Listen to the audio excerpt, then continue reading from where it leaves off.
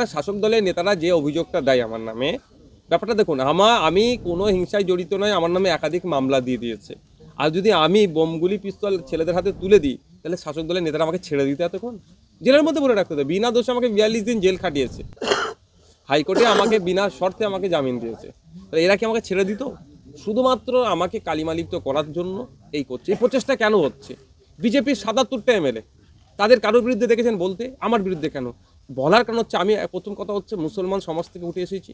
আমরা দলিত আদিবাসী মুসলমানদের মিক্সড করে একটা পার্টি তৈরি করতে চাইছি, যে পার্টি পিছিয়ে বর্গের দলিত আদিবাসী মুসলমানের উপরে যে অত্যাচার হচ্ছে সেটা নিরাসনের জন্য চিৎকার করছি আমরা। বিভিন্ন সময় দেখছেন না, এই হজ হাউসে নাকি মদের বোতল রেখেছে, যারা এখানে আছে হজ হাউসের মতো পবিত্র জায়গায় মদের বোতল, ওটা কি মিনি বার বানিয়েছে? এর প্রতিবাদ আমি করছি।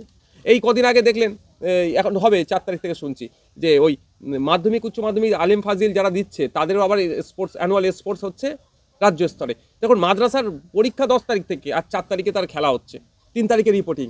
যারা উত্তরবঙ্গের শেষ প্রান্ত থেকে আসবে শিলিগুড়ি থেকে, তাদেরকে একদিন আগে আসতে 2 তারিখে বাড়ি থেকে বার হতে হবে।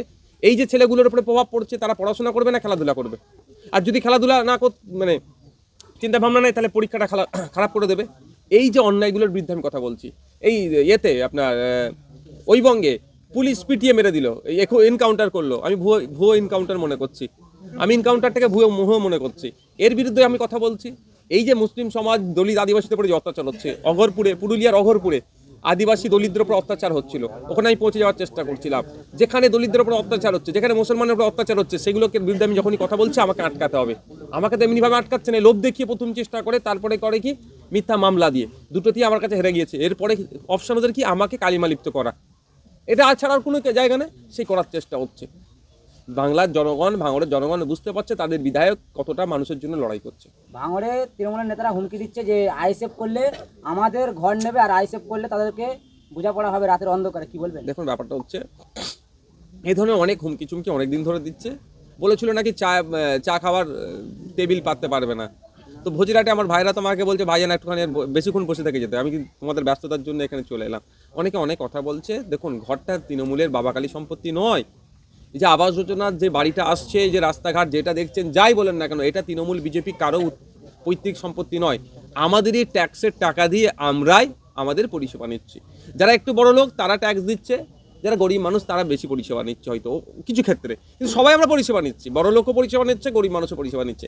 এটা যদি বলতে পারতো মমতা ব্যানার্জি তার এমএলএ চিফ মিনিস্টার হওয়ার জন্য যে মাইনেটা পায়, সেই মাইনেটা থেকে একটা মানুষের ঘর বানিয়ে দিয়েছো, সেটা মানা যেতে পারে। অভিষেক ব্যানার্জি তিনি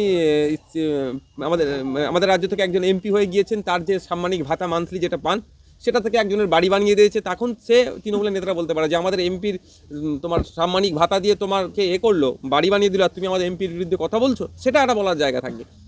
এটা তো আপনার আমার প্রত্যেকের ট্যাক্সের টাকা থেকে তৈরি হচ্ছে, বরঞ্চ এখানে যে কাটমাইটা খেয়ে নিচ্ছে, এটা ধরা দরকার মানুষকে।